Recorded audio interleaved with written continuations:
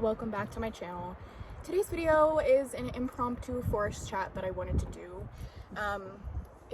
I wasn't planning on making any kind of video like this, but I was watching a few videos this morning while I was doing my workout, and I just had an idea that I wanted to kind of share with you guys, and I thought we would do it out here in the beautiful forest in the sunshine.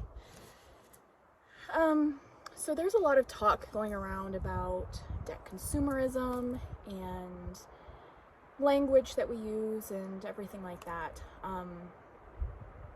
And I feel like there's a lot of people out there who might feel like they need a lot of decks to be a tarot reader, right? And I think that there can be a happy medium between having decks because you appreciate the art, you know, having a lot of decks. I'm somebody who has a lot of decks, right? And I feel like I fell into a trap, much like, you know, many others, of seeing all of the decks and getting overwhelmed and feeling like I needed to have them, right? I love this kind of wording that's going around about how words are spells, right? What we say and what we put out into the universe is having an effect on other people one way or another. I've never ever liked the saying, sticks and stones may break your bones, but words will never hurt you, because that is so wrong, you know?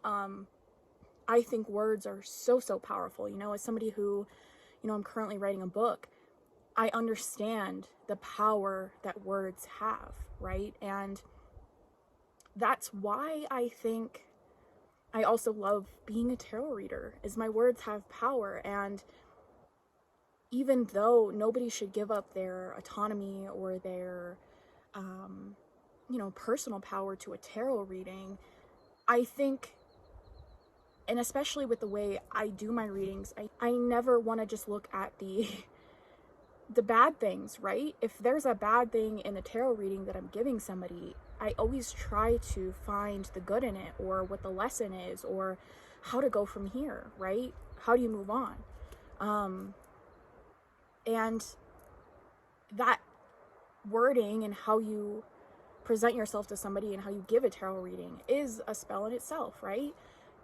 And that's why I try to do very empowering readings when I do a tarot reading, because when that person walks away from a tarot reading, I want them to feel empowered. I want my words to have a spell on them, so to speak, for them to want to better their life and feel empowered and feel like they can do that, right? And that's something they had in them all along, but sometimes it just takes a little bit of encouragement from somebody else for them to do that, right? And I'm the same way. I've had people say things to me that have changed my life, right? I've read things that have changed my life. Just hearing those words and hearing somebody speak them truly have had an impact on me.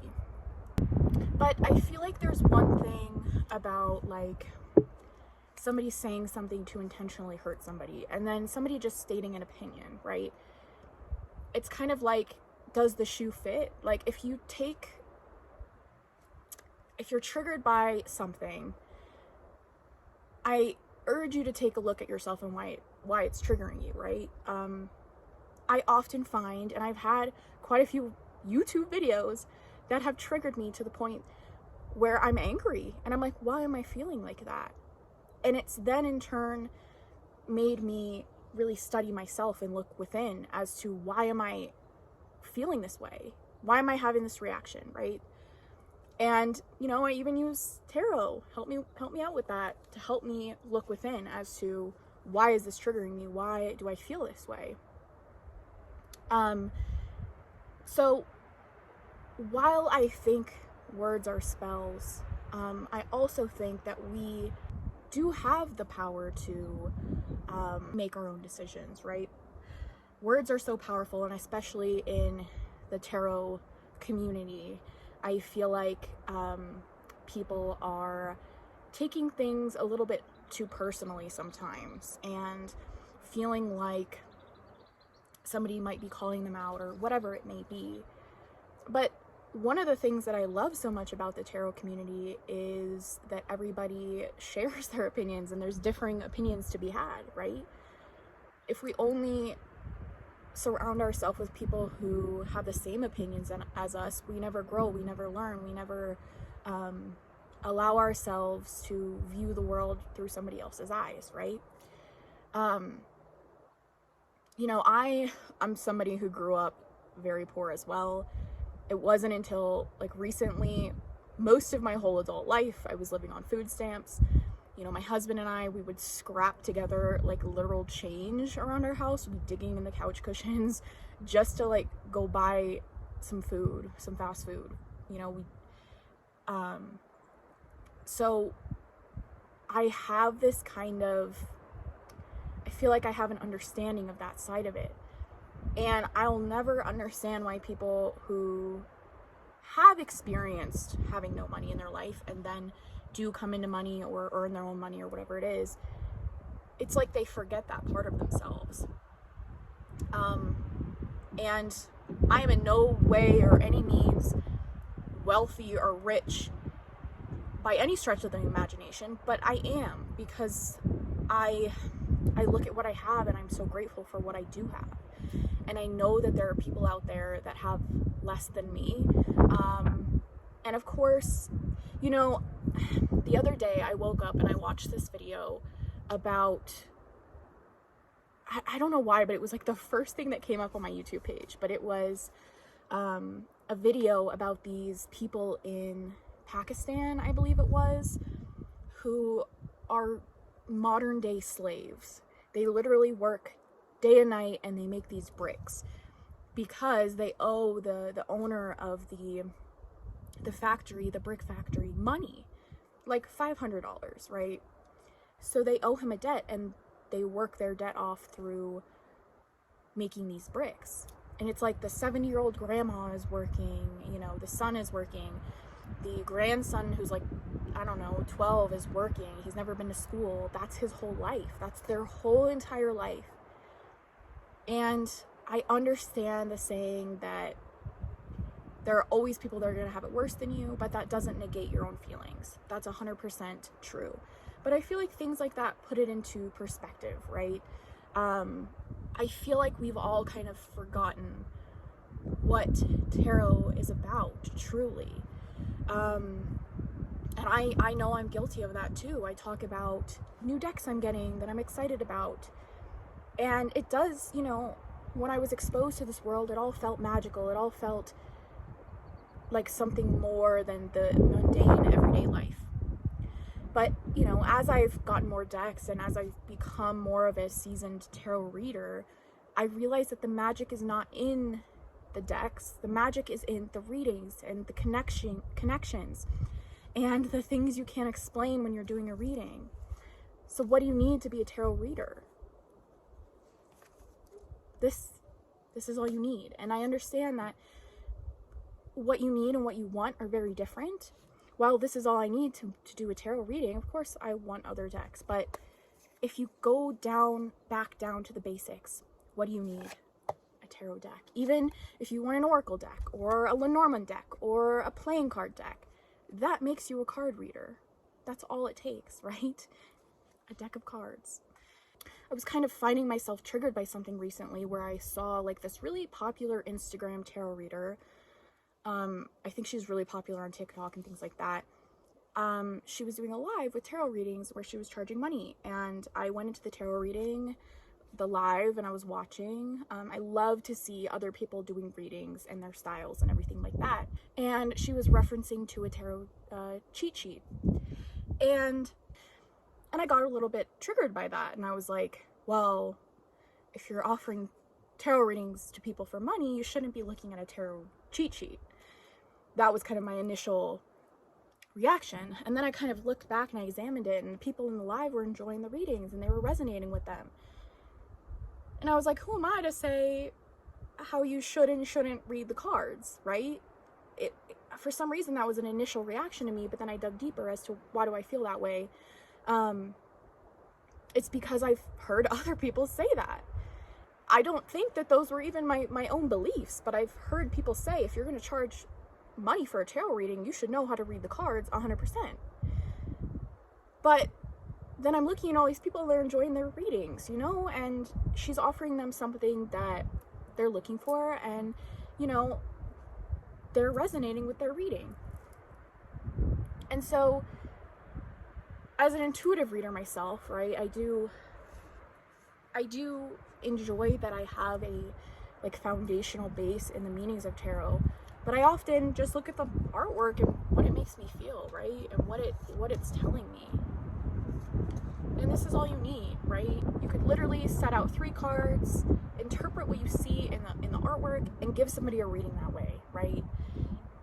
I think as long as you're honest in what you can provide for somebody, right? Like, I'm going to give you a tarot reading, I'm going to reference the book, and they're okay with that. Wonderful, who cares, right?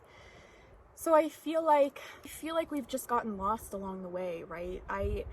I find myself wanting to make more content that's more about using the cards, right? That's why I like to do my Tarot Unsolved series, because I'm using the cards. I'm doing readings about unsolved mysteries, right? And I have many decks that I use for that, but I truly only really need one. But it's not about that. It's about the reading that I'm doing and trying to uncover things, and that's fun for me. It's not about unboxing a new deck or doing a deck haul or whatever it is. I want to watch more content and create more content that's more about using these tools, right?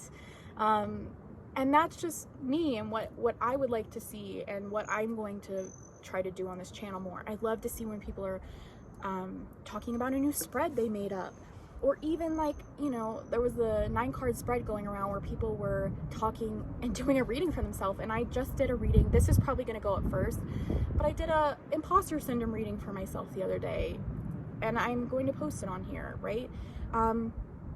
It's about using the cards and the magic within reading them, right? And what you gather from the cards and how you interpret them. And I don't know, there's just so much magic in interpreting the cards and talking through it and how things line up, right? If something in the picture is like really lining up with something in your life, like that is the magic and the beauty of tarot for me, and connecting with people and helping them, right? And that's also why I made a pick a card reading channel, because, and people have their own opinions about pick a card readings, that's fine too, but I've already had so many people reaching out and saying, you've helped me, thank you. And that just feels so good to be able to use the tarot in that way. It's a whole different atmosphere, like creating a pick a card reading channel than like Tarot Tube, because I don't know, there's just like such this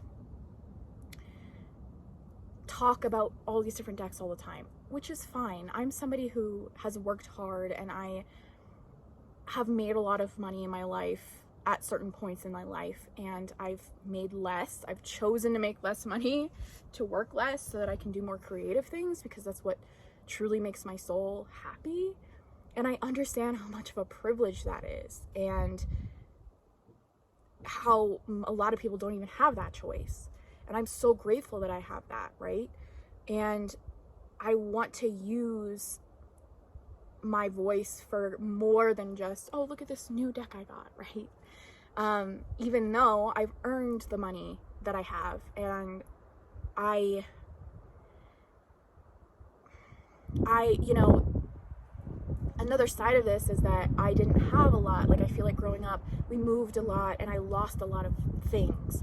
A lot of personal things to me were lost in storage units, or they just never made it to the next house. Like, I moved, I think, like 12 or 13 times as a kid. And so there's a part of me that loves to buy tarot decks because it's mine, and I bought it myself, and nobody can take it away from me. And that's fine, and that's beautiful, and that's my hobby, and I love it. But the magic of tarot is not in how many decks I have in my deck collection. It's how I use the cards and how we speak and read with the cards. So I think I'm still going to share my decks every once in a while of what I get on here, but I want to be more conscious of you know, what I'm sharing, and that even though I'm showing you this new deck, it's not what you need. Like, I found that when I was doing like only 10 decks and all of these kind of tags, most of my decks are mass market in that. And I think there's this thing about indie decks going around that these are the better decks or they're superior in some way. But I don't know, like one of the very first tarot decks that was mass produced was a mass market deck that people got into their hands, and that's what introduced them to tarot in the first place. You know, if we talk about the original RWS tarot deck, it was a mass market deck at the time. And I don't know, there's just this, you know, it's wonderful to appreciate everybody's art and to get the indie decks, right? But an indie deck is not superior to a mass market deck in any way, shape, or form. It's about what you do with the deck of cards. You can have a $100 deck, you can have a $5 deck, and you can get the same exact experience from it.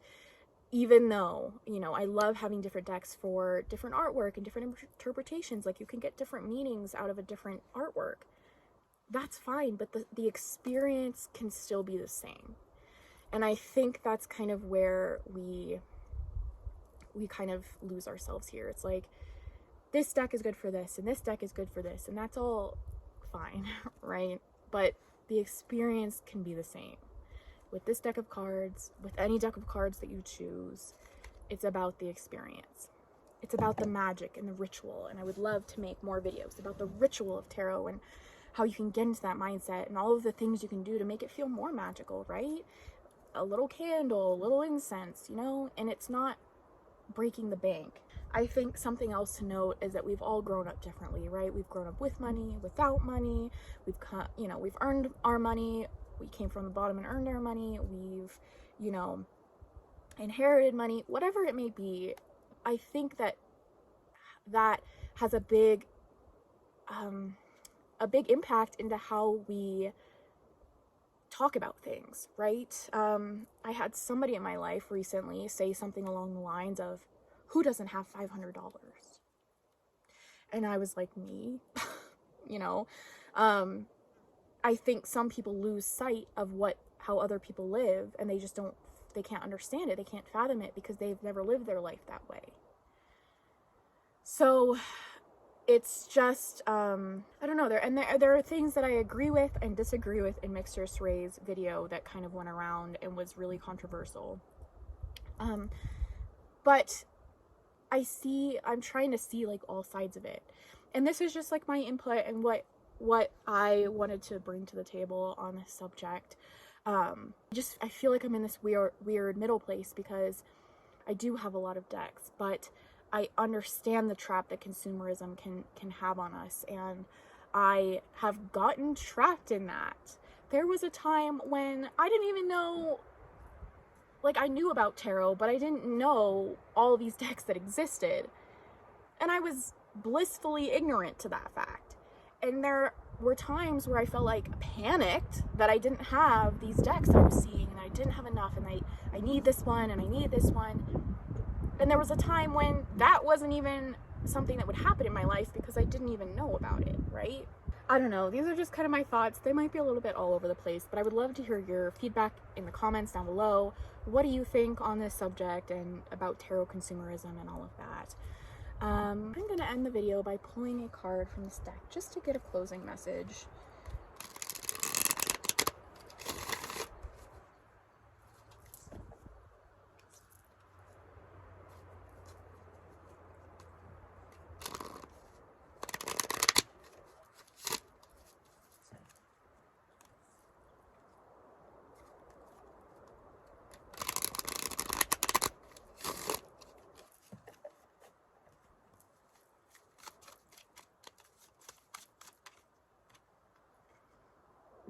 Queen of Cups.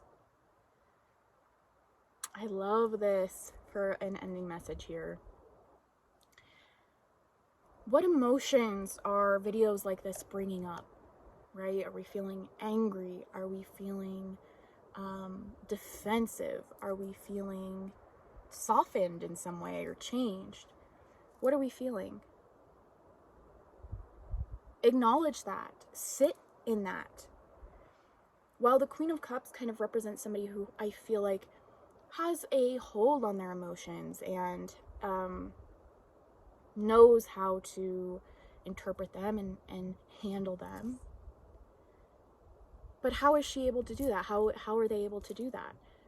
By sitting in them and feeling them and processing them.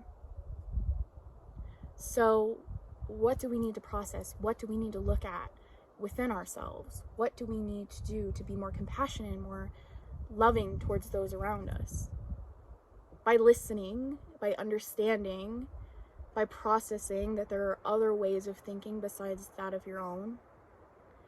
So that is where I'm going to end this video for you guys. Yeah, please share your feedback and thoughts down below.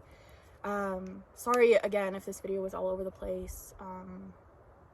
I didn't really write down any notes. I just kind of blurted out everything I wanted to say. So sorry again, but yeah, I love you guys so much, and I'll see you in my next video. Bye.